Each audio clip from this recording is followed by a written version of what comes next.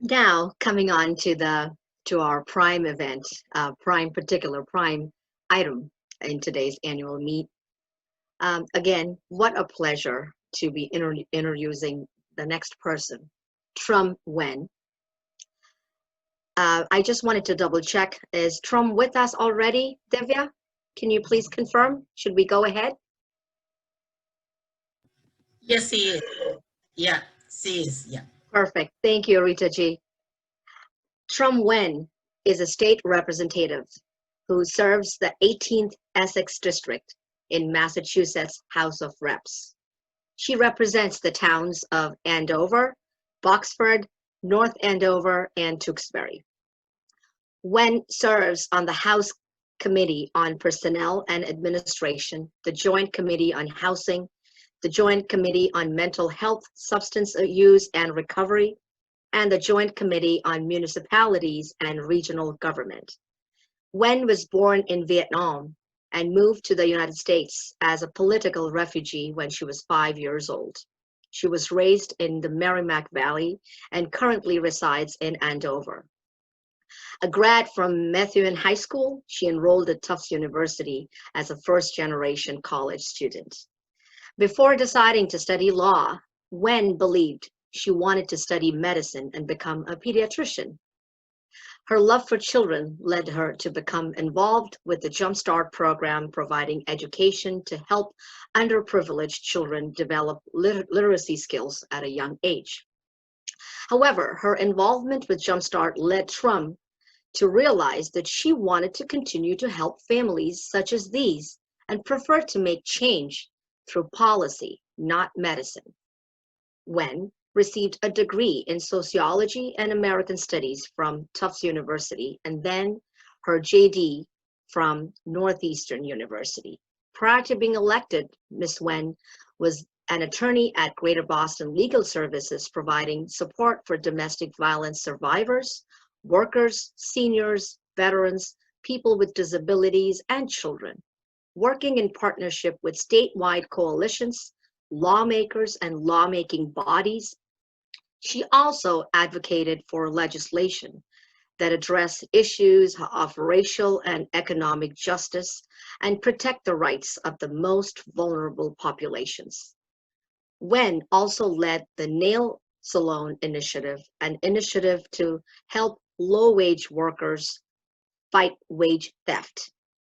Trum pushes priorities for issues such as smart growth and sustainable development, keeping the rising costs of housing in check and addressing critical health issues such as the opioid crisis. She has been an ardent advocate for environmental protection and climate resiliency, advancing reproductive justice, protecting working families, and making sure everyone in Massachusetts has a fair shot at success. She is the first Vietnamese American woman in the Massachusetts legislature. Trum has received the Lawrence Bar Association Merit Award, Vietnamese American Bar Association Public Service Award, Reginald Heber Smith Award for Innovation and Excellence in Legal Advocacy, and Phil Wheeler Social Justice Award. Trum vouches to continue to be available to the people, listening to their concerns and working with all to build a brighter and stronger community and commonwealth. All of us here at Saheli are delighted to have you, Ms. Nguyen, such a dynamic torchbearer representing us and carrying forth the powerful voice and luminous ray of light called women. What a pleasure to welcome you to this morning's event, presenting Tram Nguyen. Ms. Nguyen, over to you. Great. Thank you so much for that wonderful introduction. It's truly a pleasure and honor for me to be joining you all at this event and really talking about an issue that is really near and dear to me. And it's good to see some familiar faces here as well. Some of my former colleagues, as introduced, I worked at Greater Boston Legal Services, and I just can't express how grateful we are for the work that you and legal services and other organizations to provide the support needed to address an issue, a domestic violence crisis that we're seeing in not only in the Commonwealth, but throughout the nation and actually throughout the entire world. And but first, I want to start by acknowledging and recognizing the amount of loss and grief that this pandemic has caused. And I hope that you all and your families are doing well in the midst of this chaotic time. Women, especially during this time, it has been in the forefront of my mind with the increased isolation and all the added pressures and stress that are in the households. We're hearing an increase in domestic violence and child abuse and elder abuse, and it really is something of concern. But I feel comforted knowing that there are organizations like you out there working to make sure that we are in this together to address these issues. And of course, as a woman of color, I believe that women deserve to live in a world where they do not have to fear violence or abuse, which is why I'm so happy to be speaking with you today and the crucial work that you do for the South Asian community. You don't just provide short-term fixes, but instead you give women the full range of culturally sensitive resources to leave their partners or spouses and direct them to get the help that they need. And so I know that this organization is often the place where women turn to when they have nowhere else to go. And so the work that you do truly is life-saving, not only during this pandemic, but even before that, and continue to do. And so I'm just really grateful to be here. So for those of you who don't know me, as introduced, I worked to help victims or survivors of domestic violence for most of my legal career prior to getting elected. I just got elected in 2018, so very recently. And doing that work, I just recognized the vulnerability of women, especially immigrant women who may not speak the language, or even if they do, there are lots of fears and uncertainty. And so it's going to take a lot of education and communication and really intentional outreach, especially during this time when people are confined in their homes and may not be turning to to organizations, or they may not be going out to events and other things that we used to do to build community and make sure that people are being heard and know where to turn to for help and resources. And so with all of that knowledge in mind, I think that this is why it's so important to talk about representation and what that means. And I'm just particularly honored to be speaking with you. And I always tell folks, we need to get our first South Asian representative or senator into the legislature quick. It's 2020, and I'm the very first Vietnamese American woman, but I don't want to be the only one. And we want to build a pipeline for other Asian American women to join us, and other AAPIs to join us. And so in my first legislative session, because of the work that I've done in the past, I have worked to advance many causes of justice and to ensure that Massachusetts residents live in a state where their representatives listen to them and make their lives better.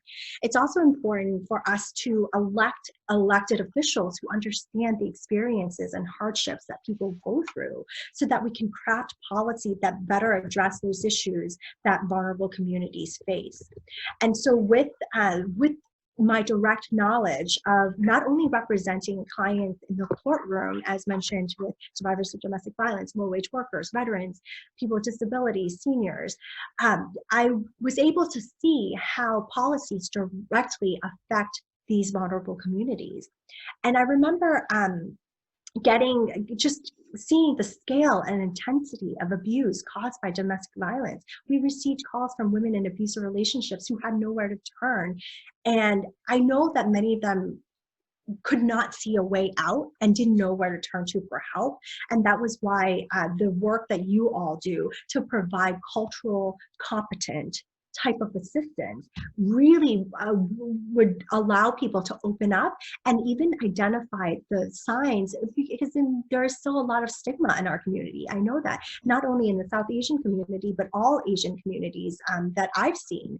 And so we need to make sure that we continue to do that work. And I remain passionate about ending violence against women, and will continue to fight for legislation that helps make that a reality. And so this past year, I actually sponsored 2 pieces of legislation information that might be of interest to you.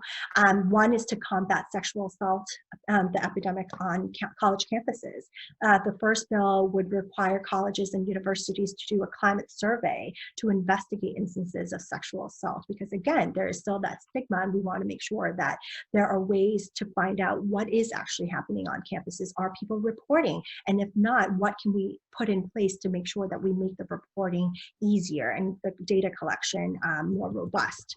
And the other would allow, would codify many of the Title IX protections into state law, because there is some uncertainty at the federal level, and Massachusetts should remain a leader in this area to make sure that victims and the survivors of sexual assault have the support that they need and that perpetrators are held accountable.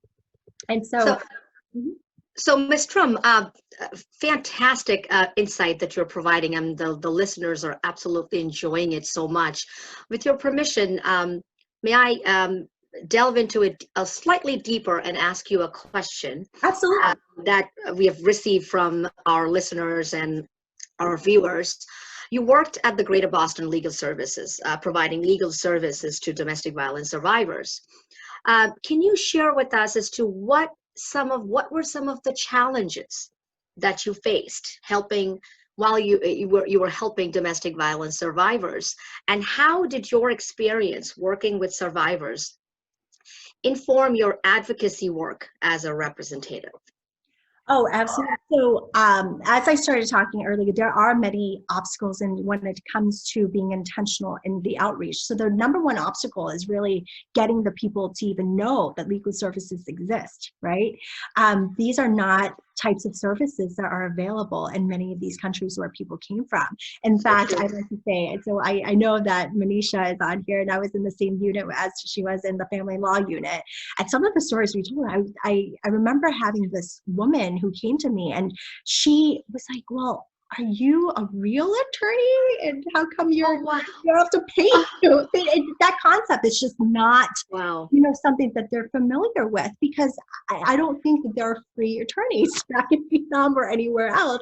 And so it was that question of like, wait, how? And are you somehow not representing me fully because I don't pay you? Like have the money, right? Yeah, right. And so it's a lot of education and really getting to know them. And also the other thing, that we, I remember facing is that terminology matters, words matter. So a lot of times when you just talk about domestic violence, what does that mean to people? Like, what does that actually mean? How are people interpreting that word? So I remember a client, she had come to me for, and I'm sure, as I mentioned, I practice many different areas of law, and we try to be holistic about it. So she had come to me for, I forget what it was, maybe an employment law issue.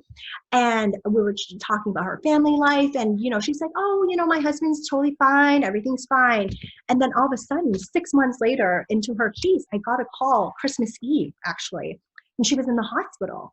And I was thinking to myself, there's no way that this just happened out of the blue, because I've asked her many times throughout the 6 months, I said something wrong. It just felt like something was wrong with her relationship. She kept saying, no, there's no domestic violence at all. And then I came to find out, when I asked her that word, in her mind, she's thinking domestic violence must be, he beat me so badly, I'm bleeding, I went to the hospital. But in fact, he's been kicking her down the stairs. He walked her out of the house. He didn't allow her to go to work. But in her mind, that is not domestic violence, because she didn't bleed and she didn't end up in the hospital until that instance, right? And so we switched our strategy, and so I started asking about, does he hit you? Does he push you? Does he threaten you? So you have to be very specific in the ways that you ask these questions to make sure that they're interpreting it the way you intend to ask the question. Right. Very insightful. Thank you so much, Ms. Nguyen. I mean, you're absolutely right. I have seen that in my personal experience, and I'm sure many of our viewers right now can vouch to that. That is a key, right? Being informed about, or the definition of violence. That is very key. Thank you so much for that insight. Now, drifting a little bit from domestic violence to the role of women. Talking about role of women are multifaceted. They play several roles. Currently, we are going through a pandemic, and it's rampant. Women are playing an outsized role responding to COVID-19 as frontline healthcare workers, caregivers at home, and as mobilizers in their respective communities. How have you used or planned to use your political muscle in ensuring that the unique needs of girls and women are addressed and their unique expertise is correctly, effectively leveraged? Right. No, that's a great question. So thank you for that. So first of all, I am a part of the Women's Caucus, and so the Women's Caucus of the Massachusetts Caucus of Women Legislators. And so one of our priorities is to address domestic violence and sexual assault. And I'm pretty sure you've heard too that there's an initiative that's started by several of the chairs in the House in conjunction with the governor's office, where there's a particular helpline that people can call to get the help that they need, but also just to get information. And so that's how policy can play out in a very real everyday life. And the job that I have as a woman of color, and one of very few women of color, is to make sure there's language access. It doesn't matter if you have these services if people don't know about them and don't know how to access them. And so we've been pushing for, you know, things to be translated into different languages to make sure that where they're advertising this type of services matters. If there are local, you know, South Asian radio or some sort of media outlets, they need to be able to tap into that, because I would assume, just like with the Vietnamese community, they might not be listening to, you know, the local cable access channel, but they would listen to the person who, you know, is on their daily radio show instead. So people need to know these things, and we need to be able to work with them to connect them to the right resources to get the information out there, and also connect them to organizations like yours, because people trust you. You are a community partner. So we need to continue to partner with organizations like yours so that you can get the information out there.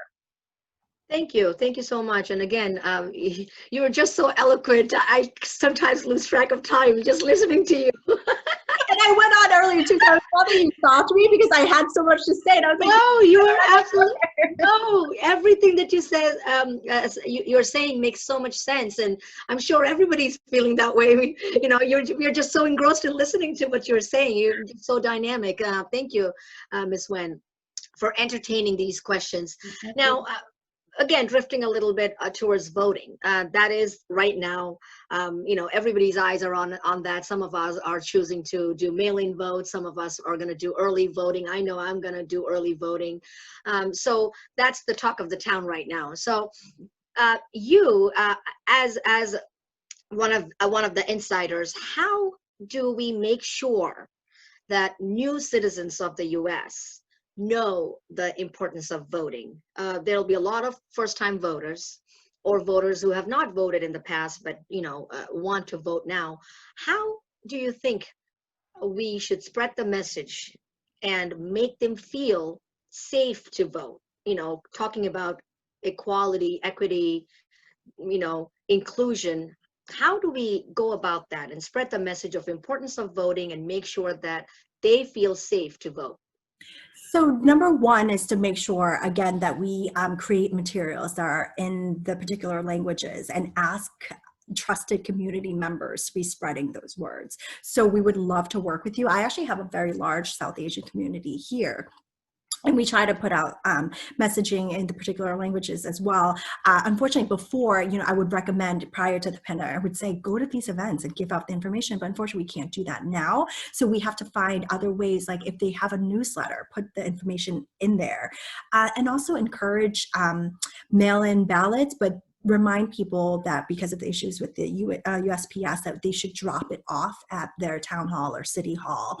But some of the other things to remember too is that people need to know why and make it more personal. Like, why is it important to them? I like to remind folks that, look, like, you may not think that it matters to have a representative. I represent Andover, North Andover, Tewksbury, and Boxford. I doubt many of you are even anywhere near my district, but think about it. During this pandemic with the unemployment issues, with all the other issues in terms of accessing mass health and other things, to have people who understand the issues, maybe not 100%, because, you know, you may, that's why I keep encouraging we should get an elected person who's South Asian to 100% understand your issues, but at least familiar enough with the immigrant experience, familiar enough with people of color to advocate for particular things to help get others to get access to these very important resources.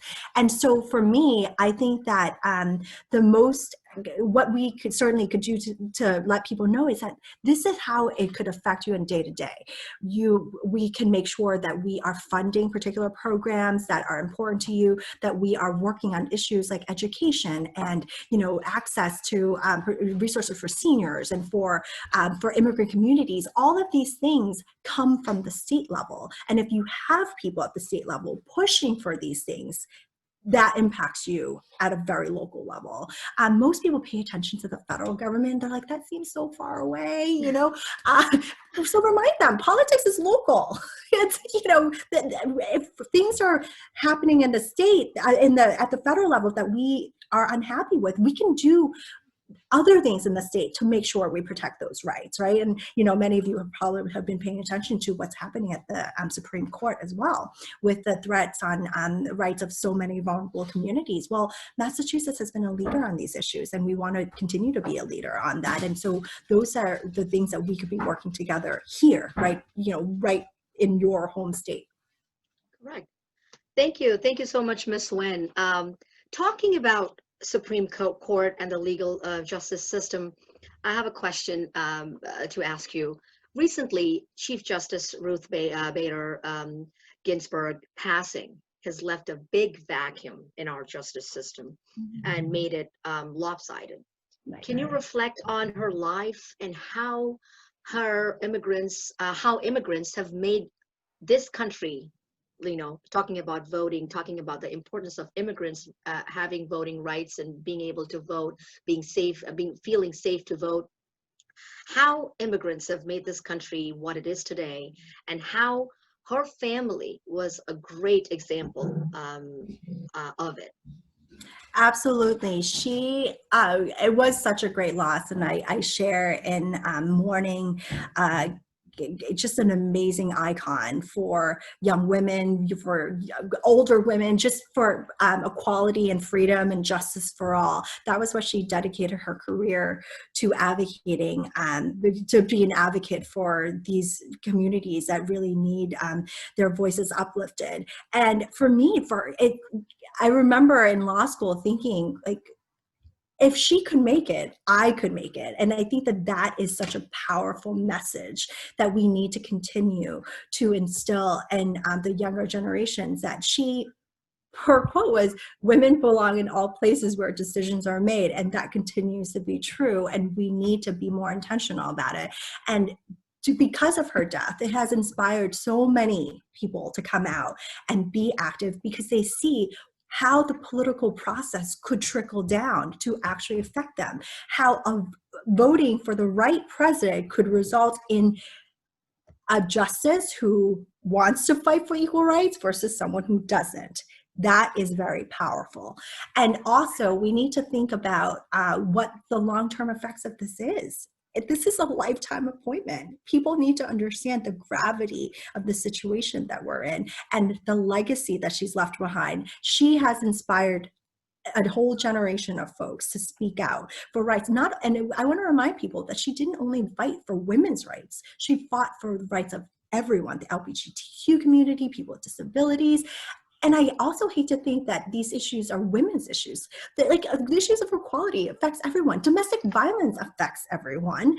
And we need, you know, so when we're talking about these issues, it's like, oh, it's a women's issue. No, it's a family issue. All of this affects many people. And you know this, when we're working with domestic violence, it's not just a mom who's affected, the kids are affected, and the kids could be both, you know, any gender for that matter. And so when we really need to reframe the messaging and say that she stood up for everyone, we need to continue to stand up for everyone, because when everyone has access to opportunity and resources and a true equality, then you know, the whole world is a better place and a brighter place. Thank you. Thank you, Trum. You are so dynamic. I have been reading about you a lot more recently because I had to do the job of talking to you and introducing you. I'm extremely, obliged and delighted that I got to do this with you. What an inspiration and what dynamism. Thank you so much. You deserve to be where you are, and here's to power to you, more power to you. Here's to you doing a lot more work. I live in Billerica, close to Not too Tewksbury, far. but I would have moved to Tewksbury to vote for you. So thank you, thank you, thank you, thank you for being with us here today. Really appreciate it. Do you all Pleasure. mind if I take a picture of our group photo to post about this event? Can I do Absolutely. Oh, okay. Yeah, is that all right? that? Yeah, great. Okay. 1, 2, 3. One more. 1, 2, 3. Thank you so much for Thank having you. me. This has been a pleasure, and certainly reach out anytime. We are, you met my legislative aide Tobin, who's also South Asian. He's been very, he's been coordinating with you all, and we're just thrilled to be a part of this, and we want to make sure that this is a continuing relationship with you all. So definitely use us as a resource, and I hope to return to the State House next year to continue this work. Absolutely. Thank you so much, everybody. Tram Nguyen for you. Great. Thank you. Have a good day. Enjoy You the rest too. of your meeting. Thank you. Thank you. Bye. Bye-bye. Okay, now moving on to our next guest, our fantastic guest of honor. Again, I feel so lucky today, everybody.